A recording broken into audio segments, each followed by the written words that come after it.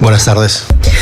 Good afternoon and welcome everyone to Espacio Fundación Telefónica, to this meeting that we have with Tessa Hadley. We're extremely happy to welcome her today. And thank you, Espacio Fundación Telefónica. Thank you also to Lara Hermoso, who is the journalist with us today, having this chat with Tessa.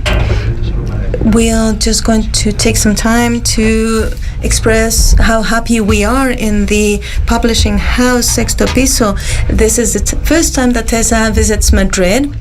4 years ago when we first met and we published her first book in Spanish, Lo que queda de luz. We published the book with a sentence that said that the best well-kept secret in the English literature, and we wrote a second line that said one of the most admired writers, female writers in the British literature.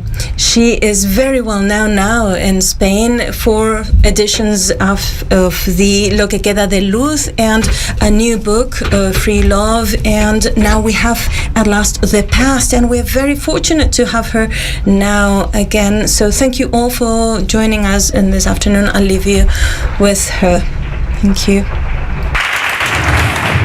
Muchas gracias.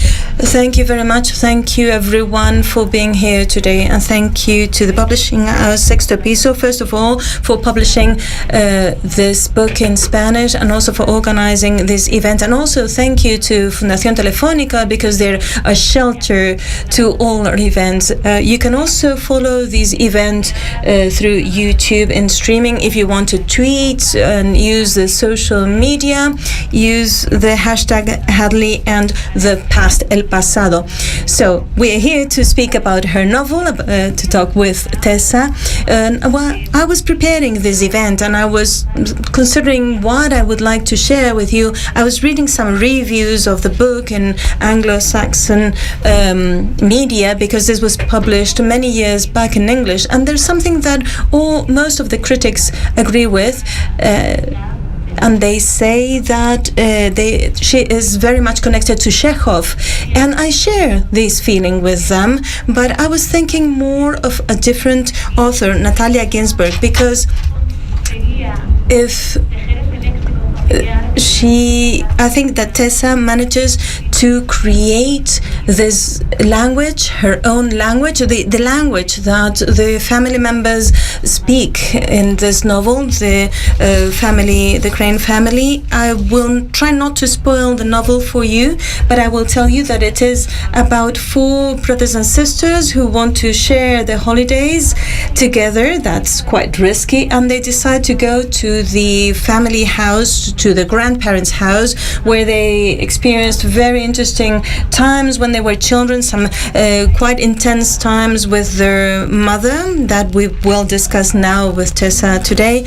And all this goes hand in hand with secondary characters, the new partners, the children of ex-partners, and there's this invisible thread that connects all: the loss of their parents. The mother died when they were very young, and the father left when he wasn't able to deal with their loss of their mother. And without further ado, I think that we can dive into the conversation with Tessa. She just told me that it's her first time in Madrid, so please put your hands together for her to welcome her in the city. Thank you.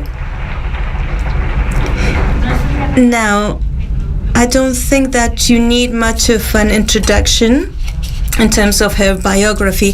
Tessa Hadley is a very well-known name in the British literature, and all her biographies highlight that she published her first novel when she was 46. I will ask her about this later on, but let's dive into the novel that is the topic that has brought us here today.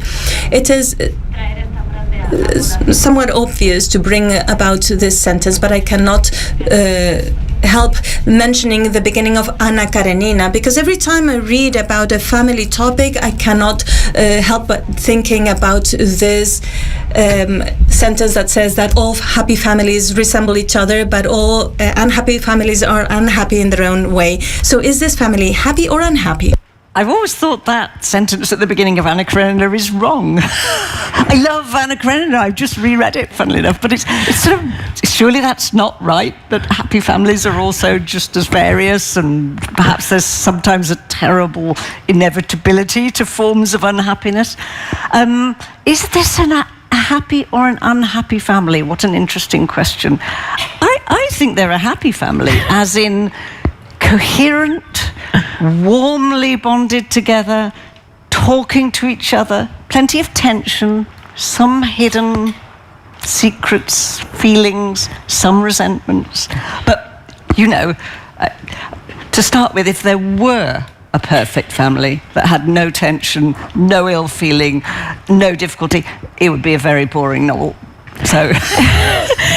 También es verdad que muchas familias discuten. It's also true that many families have arguments, but they love each other. I do not know any family who doesn't have any arguments among the members. The four characters are the brothers and sisters of this family. Is it important that most of the members of this family are females to develop the story?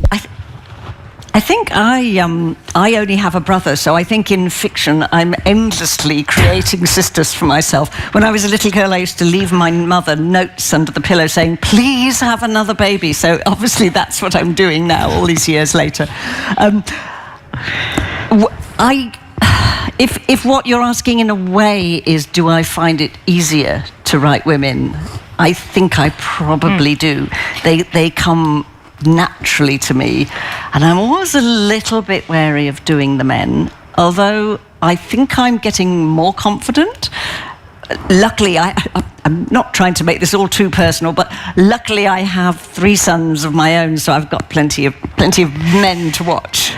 Pero fíjate, ¿no? Las hermanas, yo tengo las... But I have the feeling that the sisters work such like single voice against the brother. There are some times where they treat him as if he were a little child. Would you say so? Yeah, and we literally, first of all, they talk about him as a little boy, a funny, owlish, bookish, awkward little boy, while merciless sisters teased him and were sort of more sophisticated than him much earlier, which is sort of what happens with boys and girls usually. And then, we haven't talked about this yet, Lara, but in the middle section of the book, I give myself this wonderful treat of time travelling 35 years back, and suddenly my dignified middle-aged brothers and sisters are squabbling little children, and we actually see owlish, awkward little Roland, who is slightly at the mercy of his sisters. ¿Crees que es importante para poder entender el completo de los... Do you think that it's important to understand all the characters fully, to know their childhood and then to know them as grown-ups? After all, it's the relationships that we establish when we're children that determine our future. I don't know that it's always important in a novel.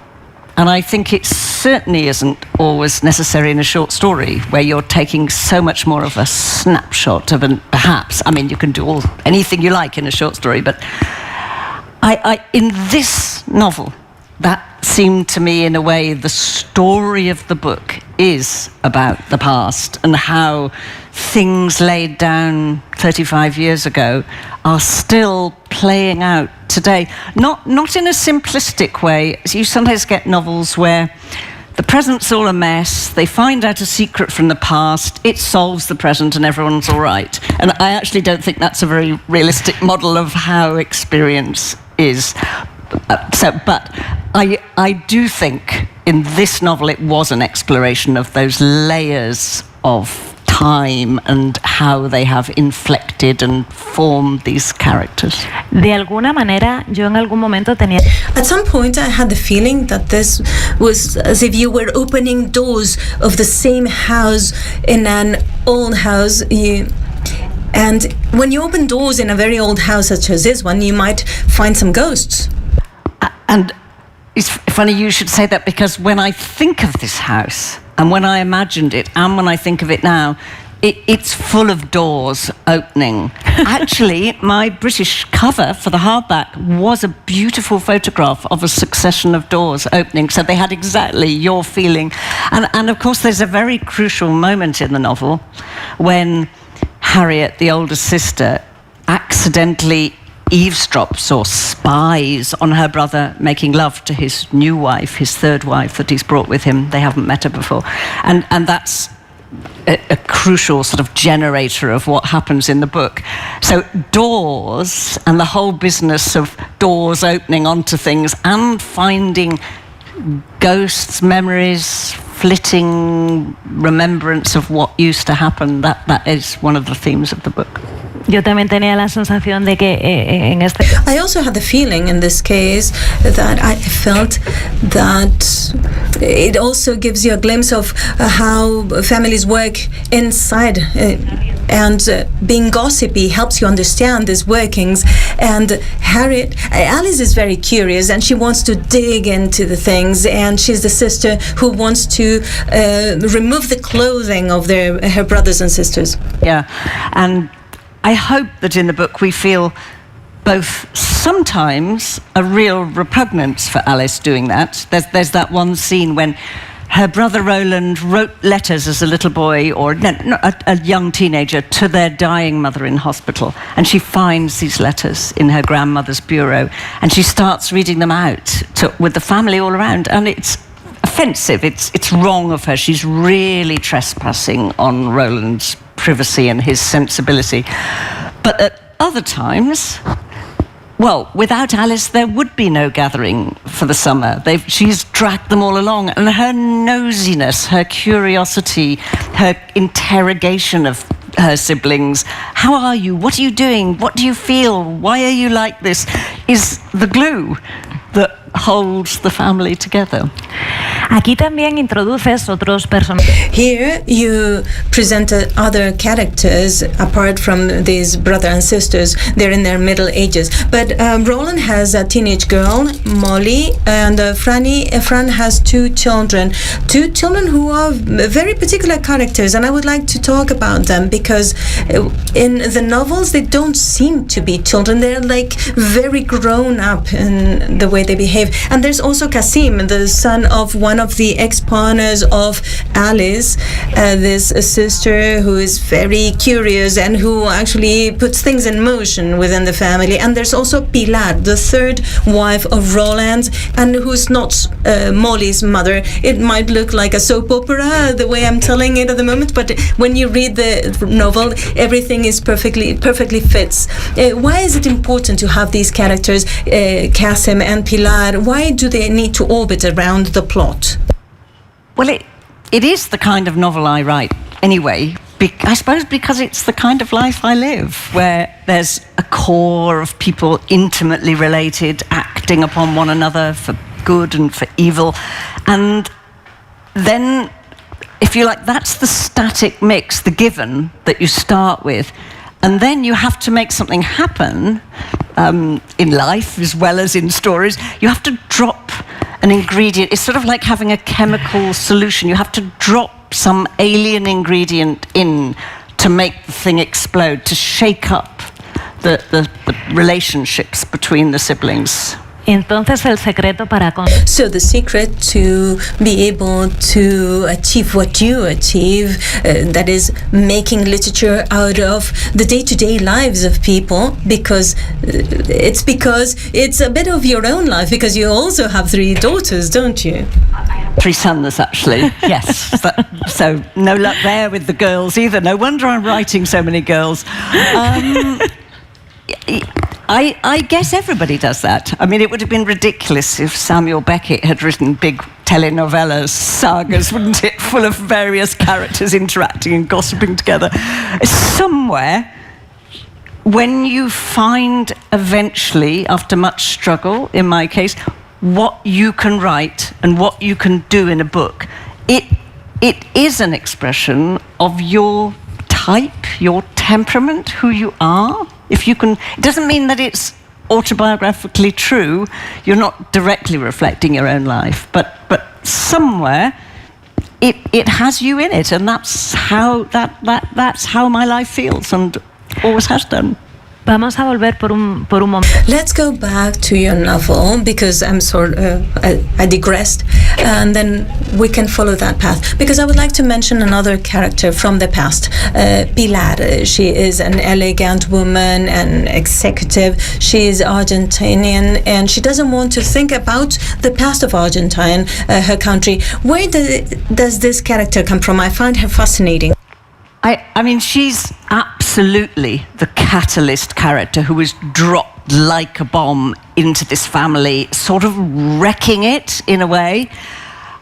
I mean, literally, my sisters are in their various different ways, rather hippie-ish, rather, crazy hair, unmade up, or just relaxed. And here is this exquisitely groomed woman who even seems to be made of different flesh to the others. You know how sometimes you look at certain women and they're so perfect and you think, are they a different species or something? Anyway, she's one of those. And it's not only appearance, it's her manner, her rather conservative opinions, her sternness. Instead of relaxed gossipiness, she's got opinions on everything. And then we find there is a backstory to that, which is out of Argentina's dark, dark past. I mean, it's not a big plot thing in the novel, so I can say she turns out to have been a child of the disappeared who was adopted by a right-wing family. It's not a huge revelation, but I think why is that in the book?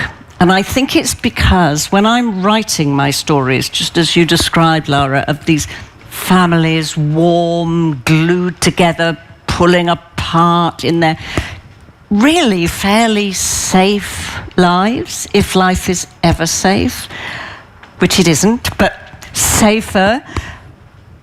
I'm so aware of a huge and terrible world out there which doesn't afford those little cozy spaces.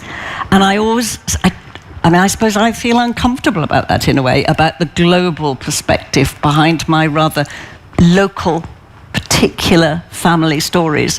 And so I sometimes have a messenger from outside saying, this happened, that happened, that could happen. And that's one of the several ways that Pilar functions in the novel.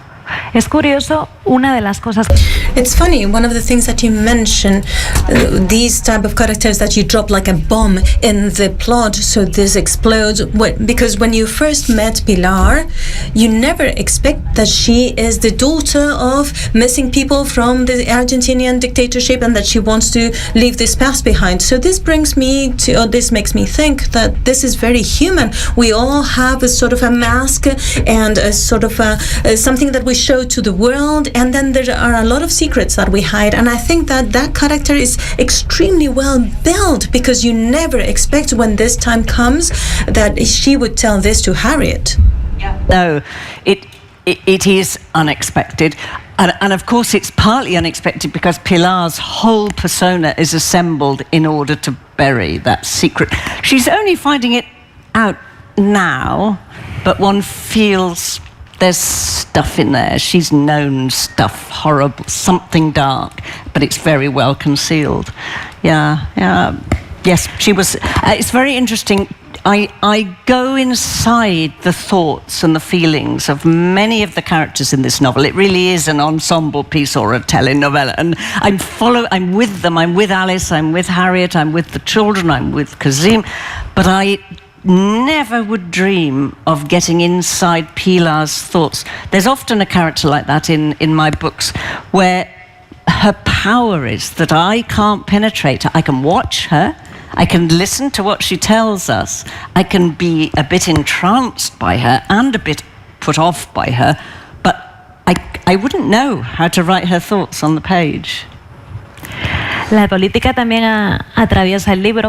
Politics is also part of the story of your book, but also on the side of the father's side. The novel is divided into 3 parts, and the second part is a leap to 1968 when the mother comes up. She's a fascinating character also. She has studied classical studies, and she decided to keep her family name back in the time. And the husband, the father, is a journalist who is involved in May 1968, who believes himself to be a revolutionary. Pilar hates this politics. Harriet claims she had a more of a political and revolutionary past. Why did you leave politics a bit behind the whole plot?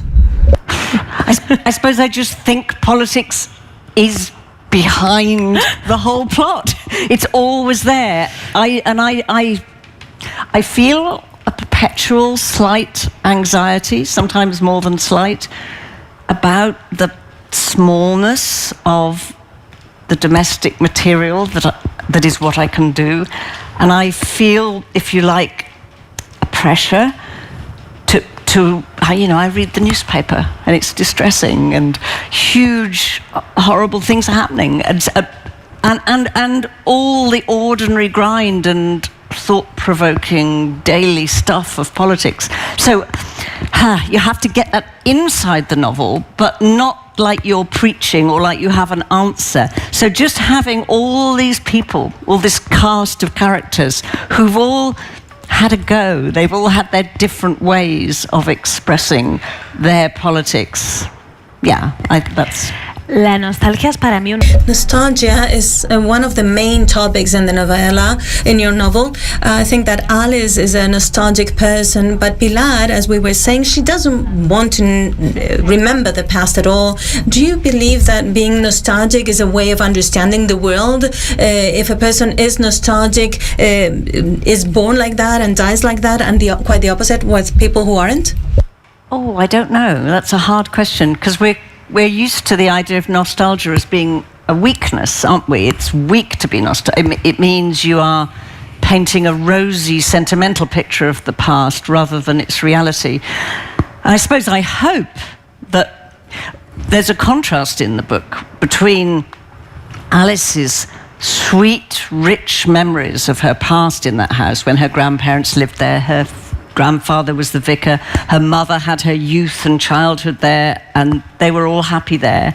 And then I do this thing that writers can do that we can't do in real life, which is I suddenly, in the middle of the book, leap back 35 years. And I suppose, in a cruel novelist's way, what I say is, well, it wasn't all so perfect. It was what it was, and it was fascinating, beautiful in its way, but full of its own set of problems. So I almost think the novel form and that particular structure especially are a bit anti-nostalgic. They're good at undermining those rose-tinted ways that we tend to romanticize our past. Es interesante eso que dices, ¿no? Porque es verdad que... It's very interesting what you say, because there's a point in the novel, in the second part, when there's a leap behind and we go 35 years back, so that the characters can remember what their childhood was like and how life was back then. And this brings me out of the novel, and let me digress a little bit,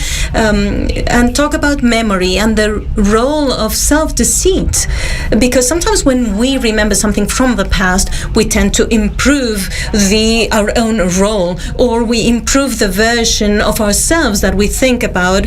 And how do you think memory can cheat us?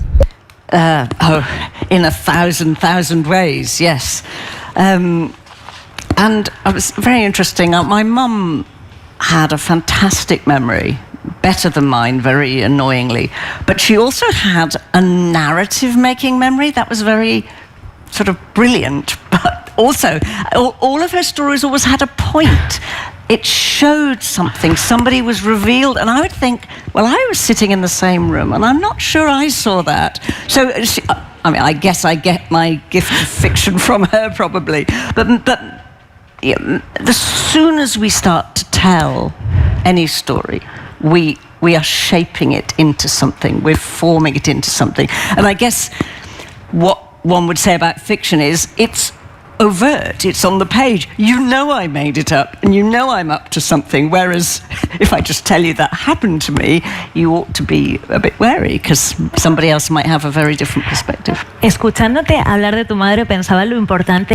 When I was listening to you talking about your mother, I was thinking about the oral tradition and what it means for you writers, for you artists. I believe that all artists start growing out of what they live in their living rooms and the stories that they hear in their houses, in their homes. And they absolutely, as I've just described, and that is my material. But equally, you began, Lara, by saying it is quite a strong literary tradition to have a house in the country, assemble a family in it, and then make trouble. It's kind of Turgenev, A Month in the Country, and Chekhov stories in those aimless families in their dacha outside Moscow. And Irish, I love the Anglo-Irish writer Elizabeth Bowen, and her marvellous novel, The Last September, is all a great cast of characters pushed together inside an old, sort of big old Georgian house in County Cork. So I was both drawing on life and on a strong and fertilizing literary tradition when I made my story up here. Vamos a volver por un momento a Let's go back to the past for a minute, because we've talked about that moment in the novel where you leap back. And why would you say it's important that the readers got to know firsthand Dale, the mother of the brother and sisters? It's very impressive to get to know this character. Why is it important for you that the readers would get to know her too? If I make a confession, it was a very special experience writing this book. Usually, I have a reasonably clear sense of the shape and structure of a novel before I start it. What I wanted to write when I started writing The Past was 3 weeks, a family in the country, just relating to each other, just quarrelling. I had the whole story about Harriet seeing her brother with his new wife and being kind of haunted by it and feeling she'd missed out on passion. I had all of that story. I had the children's story. They find a dead dog and some horrible pornographic magazines in an old cottage. I had that story. I had it all. And then as I was writing, in the middle of the book, it just suddenly felt very, very flat, like a tent that had collapsed on me. And I had a bad couple of weeks when I thought, oh no, I can't do it. I can't make this work. And then I had a very good couple of hours, one afternoon in the bath. What was I doing in the bath in the afternoon? I don't know, but bath's a really good place for dreaming up bits of... And I suddenly thought, why am I not doing the obvious? Let's go back to this mother. I had always known she was dead, and I'd always known that her ghost, if you like, not literally her ghost, but her spirit would haunt the book. But I thought that was all. And then suddenly I thought, I can just put her there. She can be alive, and not only alive, she actually turns out, I think, to be the most alive, the most forceful, the most dynamic person in the book. She's got tremendous kind of oomph. I don't know what the Spanish word for oomph is. De hecho, su aparición en el libro a mí se me hace... When she comes up in the book, I feel that she doesn't stay long enough in the book. I thought I need a novel to get to know this character. But Tom, the father of the brother and sisters, we only get to know him through Jill's eyes, and we do not get to know but what they tell about their father when he left to France. He's never in the foreground in the story. I suppose that there's a goal for that. There's a goal. Nighttime visit in the middle section of the book, so we witness him, if you like. But you're quite right. He's a pretty offstage character, and then we piece together his absolute collapse after his wife's death and how he actually abandons his family pretty well and runs off with another woman. It is still alive as an old chap in the present sections of the novel. Why did I do that? I think that's No, one thing is, I would never want to write, I don't think, never say never, but I would never want to write something as terrible as that young mother's death from cancer when her children are still young, head on, full on. I would always want to have that happening just off stage, so it happens in between the sections. Either we're reading her as a vigorous young woman or she's gone. And that, so equally, the whole business of Tom's collapse, his inadequacy, the chaos of his leaving and the chaos of his children after he's gone.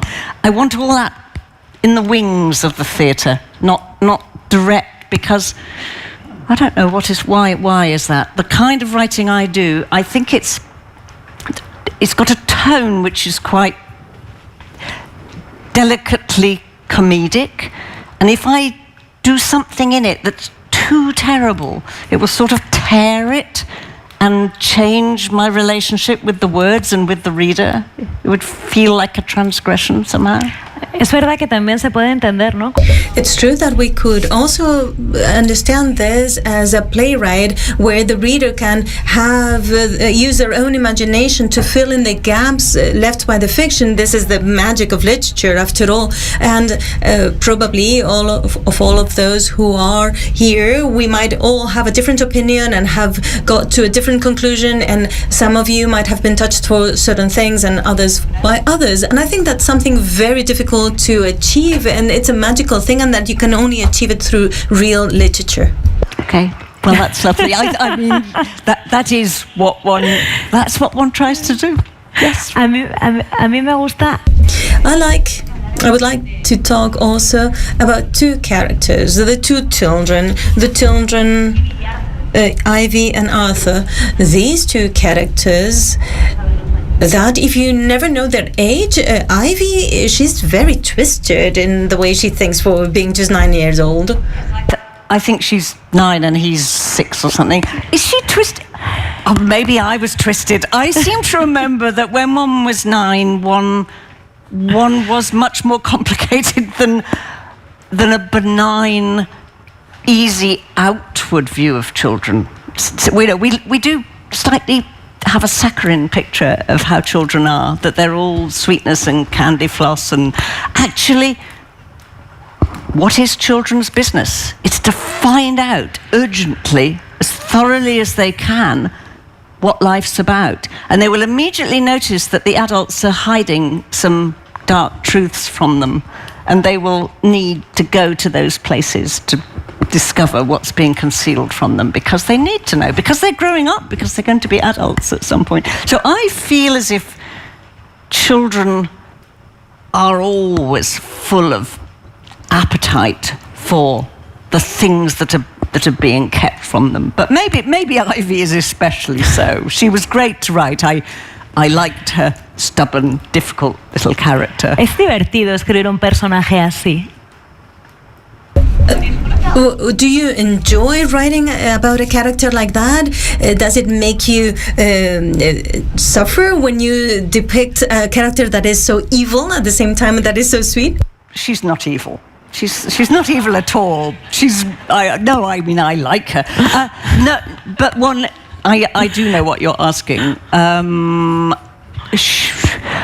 No, one enjoys writing the twistedness and the darkness, and otherwise writing would be bland, wouldn't it? So as you get hold of the deviousness, that this applies as much to one's adult characters as children, you kind of feel a sharpening of your wits. It sharpens your perception of them, and it doesn't compromise your warmth towards your characters at all. I really don't think she's an evil little... She doesn't do anything very wicked. She does start a slight religious cult in that cottage, it's true, and she bosses her little brother around a lot, but that just seems like everyday life for a 9-year-old girl to me. Yo diría que es un angelito con cuernos de demonio. I think she is like a mix between a little angel and a little devil. I think she has this little wickedness in her, and then maybe when she grows up, she will be more complicated than any of her aunts and her mother. I wrote down some of the sentences in your novel, and probably many people can find some tips to face marriage.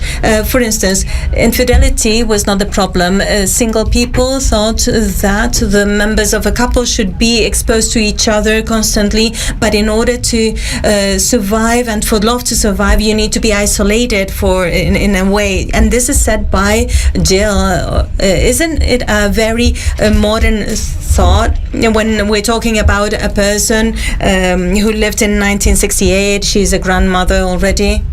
Had modern thoughts in 1968. I think it was an especially good time for modern thoughts. I was pleased. I'm really glad you've picked that sentence out, because I'm pleased with that. I think it's true. I think it's about the grandparents. If I'm remembering rightly, it is 8 years since I wrote the book, but I'm pretty sure it's about Jill's parents. It's her mother's thought, actually, but I might be wrong.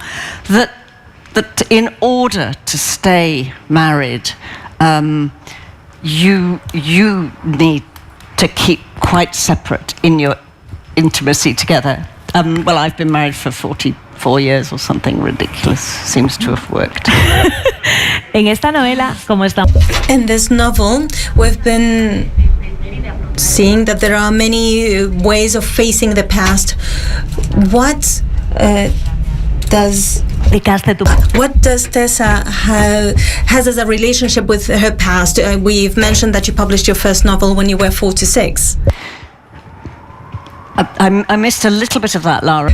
Sorry, what did you want me to say about publishing when I was 46? Claro, nada. Yes, sorry. I just wanted to ask you that since there are so many ways of understanding the past and there are so many concepts that you can fit in the novel, what is your own relationship with your past? Since you... is it something that annoys you that we highlight all the time that you published your first novel when you were 46 as if it had any importance? No, I'm fine with that. Because I mean, I think... I needed that 20 years of writing and failing and struggling to write. At the time, I didn't think I needed it, and it made me quite unhappy. It wasn't a very good experience, but I'm actually, in retrospect, I'm glad I took that long. I think I needed all that time and all that living, even more than practicing writing, all that living to become authoritative. Something happened in my 40s where instead of, I think what I was doing before then in writing terms was being impressed by other people and trying to write their novels. And then suddenly, in my 40s, or not so suddenly, it was over a couple of years, I started writing sentences in short stories to begin with, where I thought, this is what I think, this is what I know. And it felt, I have said this before, but it's such a true image. It felt like having wandered around for a very long time in a sort of wilderness and finally coming home, putting my own key in my own door and going inside my own house and walking around the rooms. Pero creo que hay que ser muy resiliente para But I think it takes a lot of resilience to pursue a goal. And when many people are facing their middle-age crisis, and the more they do is buying themselves a motorbike, you need a lot of resilience to be able to have a novel published at that age. I think it was not resilience. It felt like insanity that each time I would spend 2 years writing some horrible book that I sort of knew intuitively was untrue, but I'd done it, send it off. I knew nothing about publishing. It would come back with a little slip saying, "We found your main character too boring." That really did say that once. And then I would want to die, which is ridiculous because I didn't really and would have been very irresponsible. But so it wasn't resilience. It wasn't like Boy Scouts try again. It was insanity. I would say, please let me stop trying to do this thing. Isn't there something else I can do that I can be any good at? And I'd think of being a nurse or a vet or something preposterous.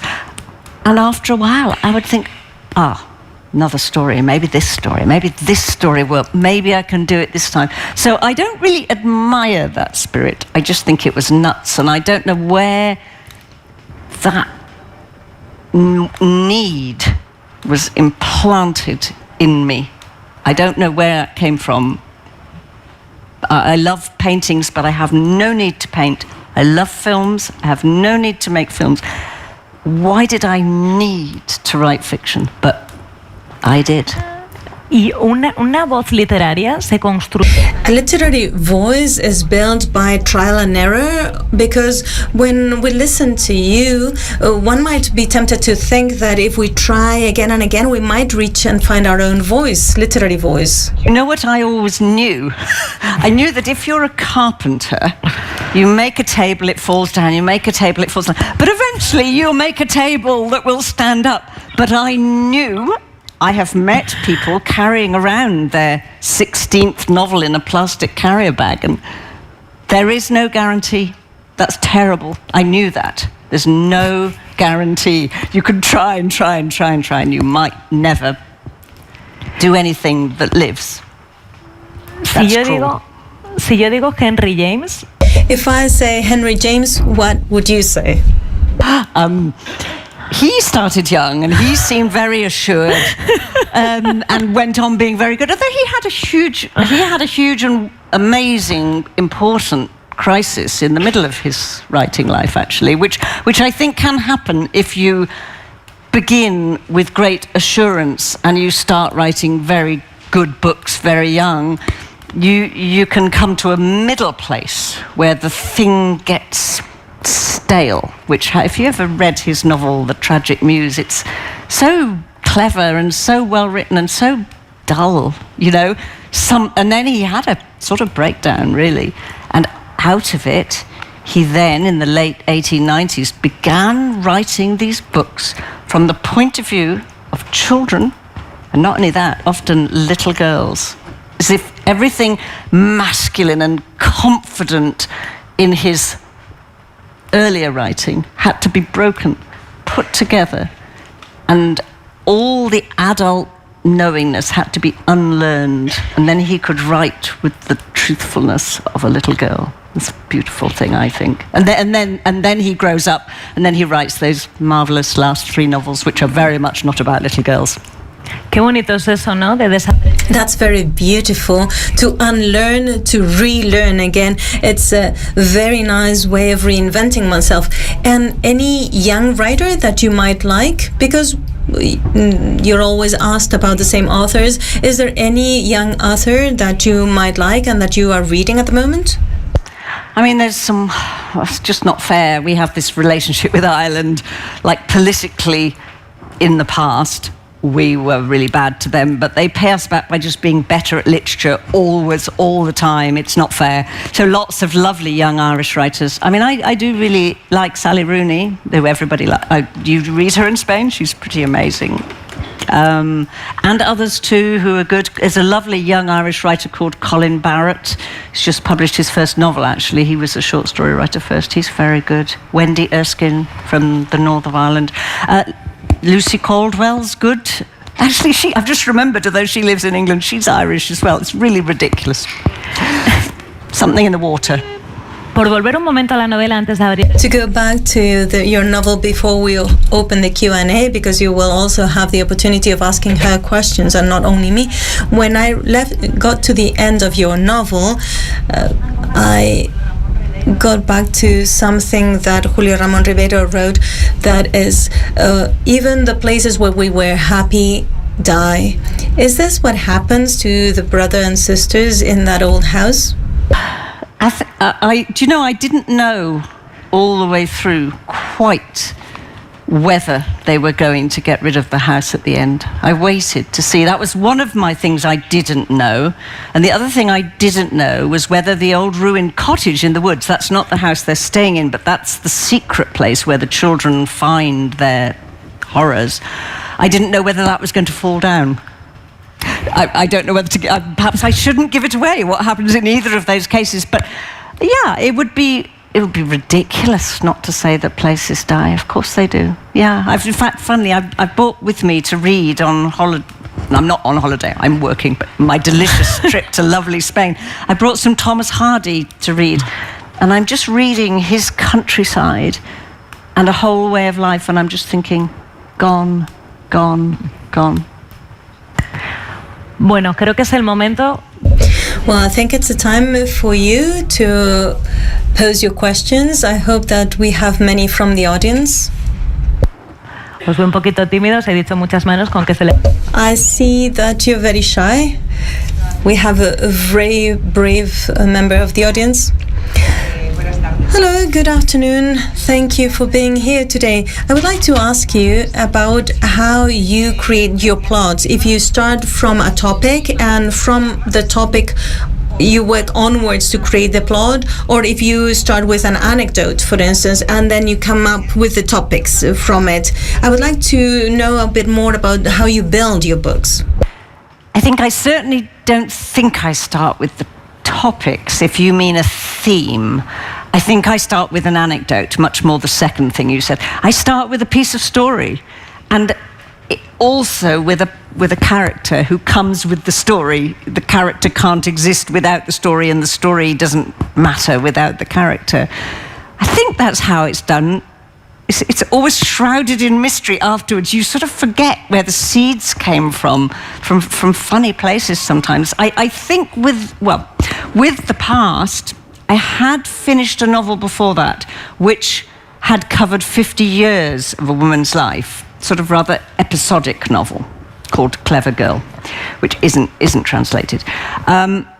And I think I was reacting to that by wanting to, I had a longing to have this family just together for 3 weeks without any long view. You can see why I held off my middle section going back in time. I wanted to just have slow talk.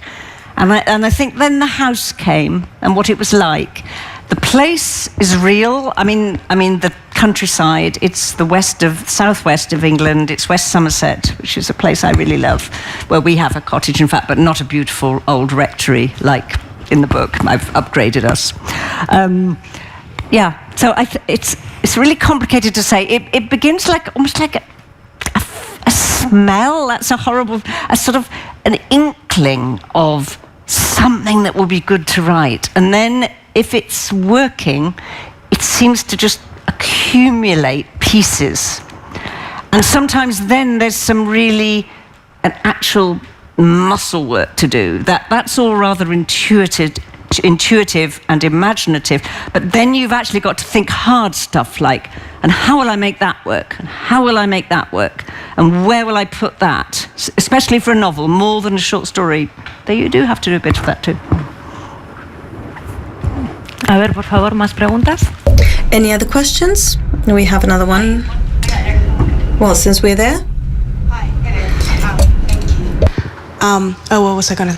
What do you do when that muscle is not working? I've actually just last summer, I gave up a novel I'd been writing for 2 years. That's the first time that's happened to me since I was published.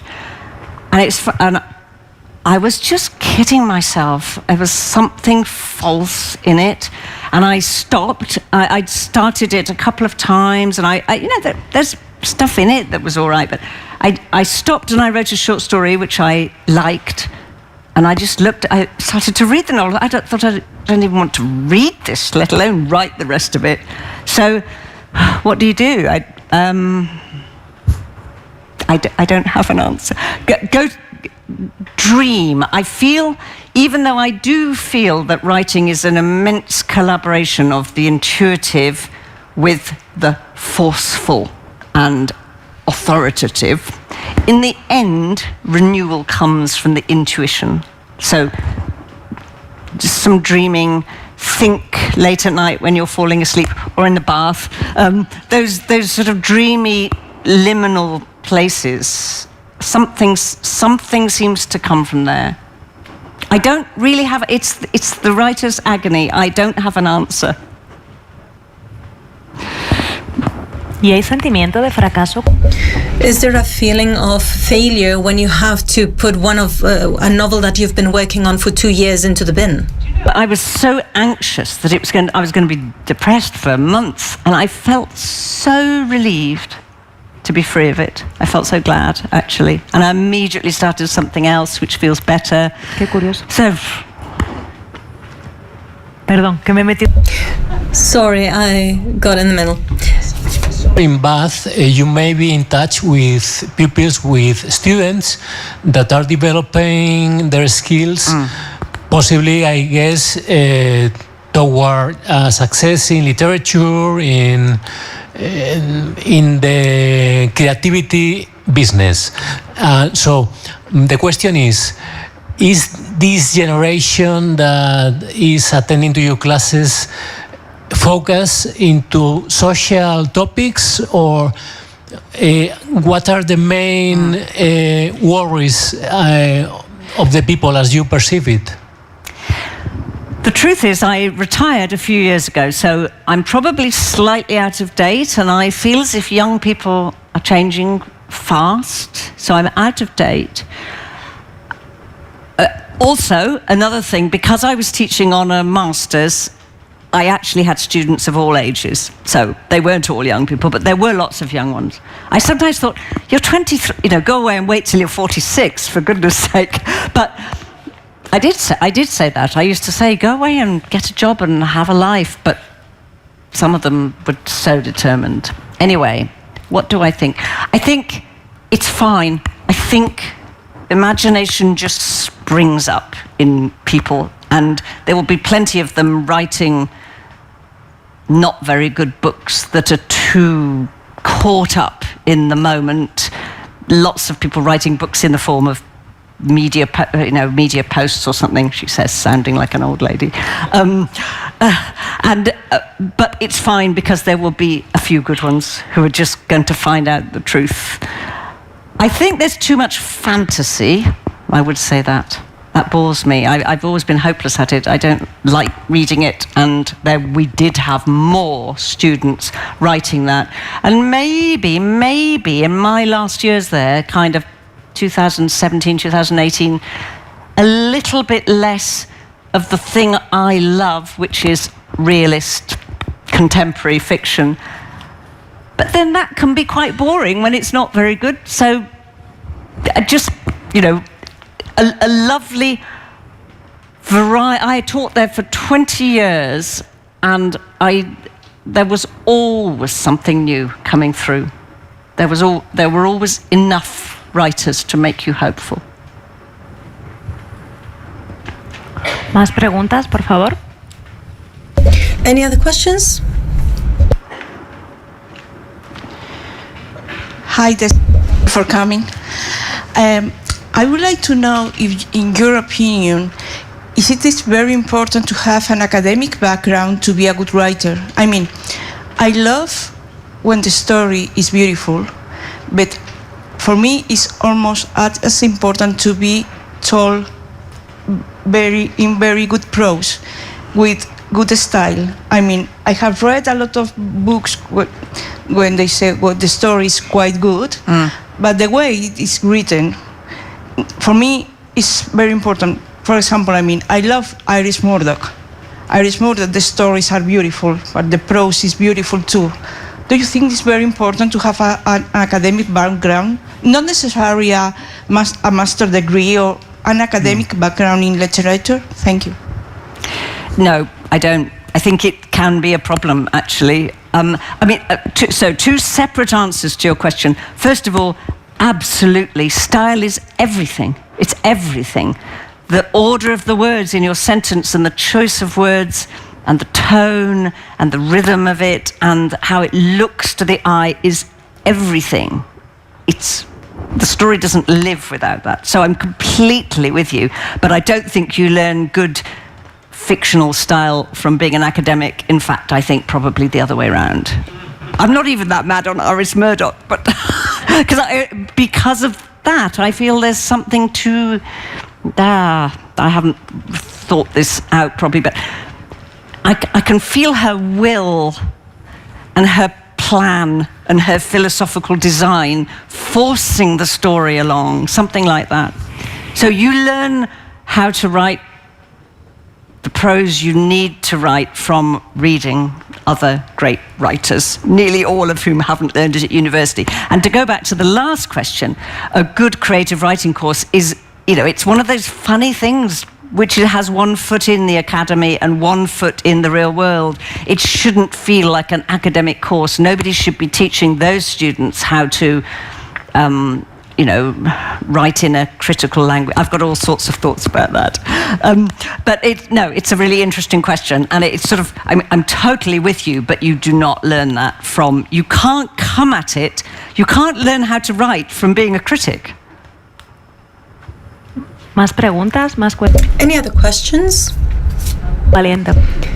Do we have any other brave member of the audience? This one? Aquí hay una persona.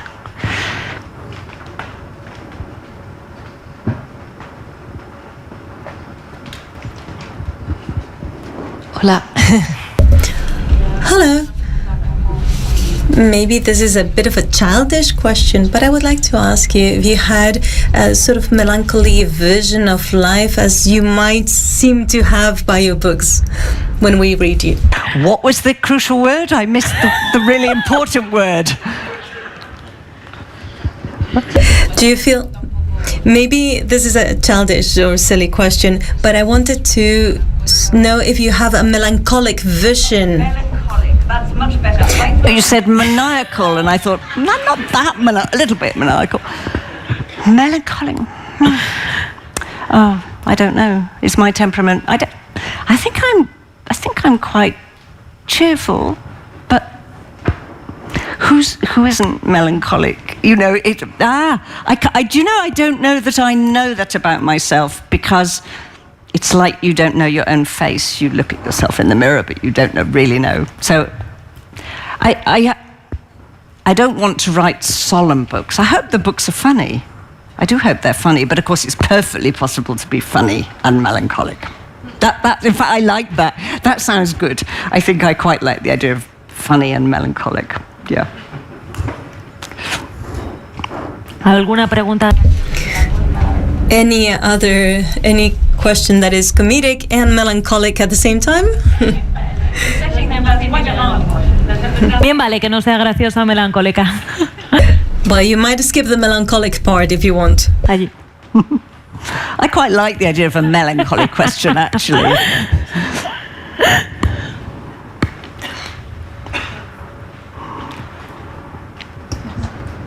Hi, I don't know if the question is either melancholic or funny, but I'm just curious, and I'd like to know if your vision or your way of writing a novel changed at all after you did publish your first novel, like how actually getting into the publishing world changed your way of writing.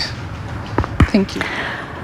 I kind of think that in some fundamental place it didn't, because I was so grown up when I first was published, and I feel very grateful for that. I'm kind of glad there aren't some juvenile novels haunting me.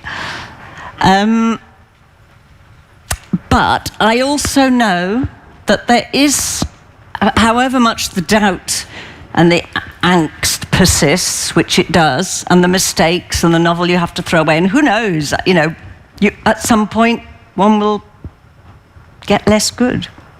But I do know that there's a cumulative confidence that comes with each book, a sense of, a lovely sense that that's tricky, but I think I can do it, as opposed to I don't think I can do it. So that's having that, and I've broadened my space a little bit, I think. Yeah, which is a very nice feeling when it's working, but not. I probably felt that with that novel I threw away. ¿Más preguntas? Any other question? Somebody over there, right on that side. A ver dónde llega primero el micrófono. Va a llegar aquí primero. So first here.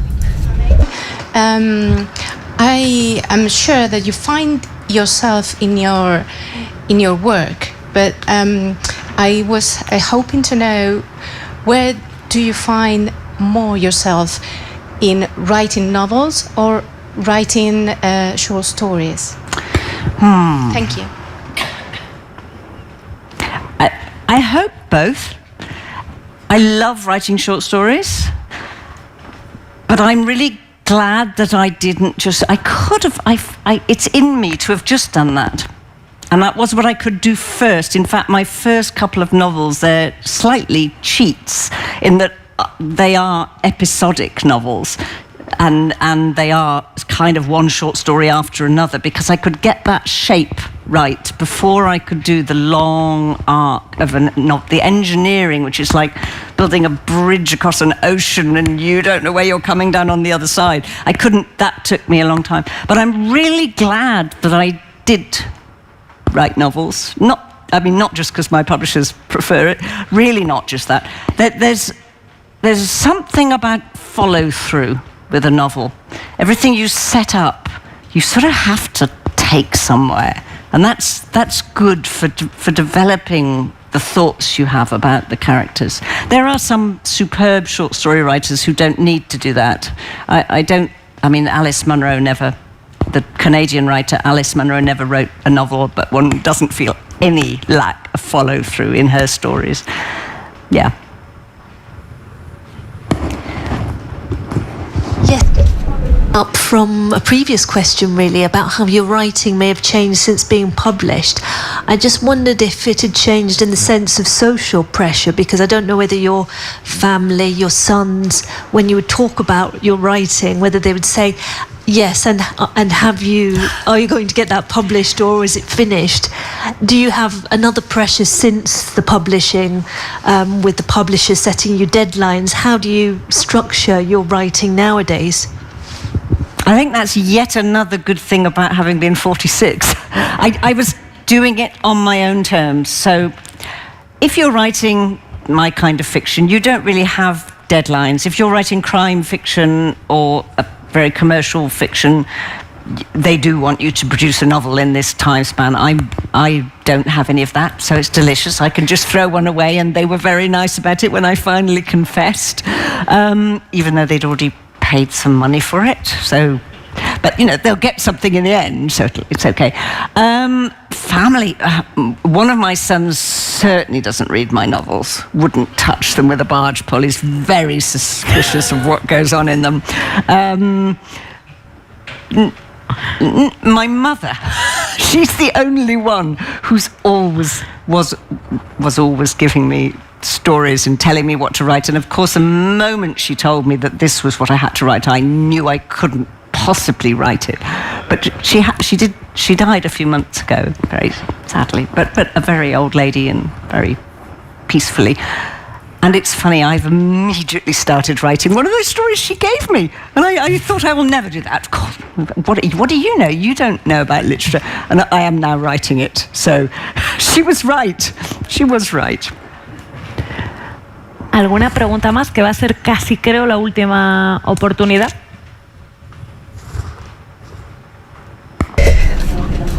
Any last question? I think this is going to be your last chance of asking a question. If there are no other questions, I will remind you that Tessa will be signing the books at the entrance. If you haven't brought any of the books that the publishing house Sexto Piso has published, you can buy them there, and you have no excuses for not reading her and her previous books. Thank you again to the publishing house Sexto Piso for the invitation and for publishing Tessa Hadley. Thank you to Espacio Fundación Telefónica for having us here again, and thank you, of course, Tessa. I hope that we've convinced her to come again to Madrid, and this will be her first visit before many others. Thank you, Lara. Thank you so much. Lovely questions, and thank you, Lara. That lovely questions from you. Excellent questions from the audience, and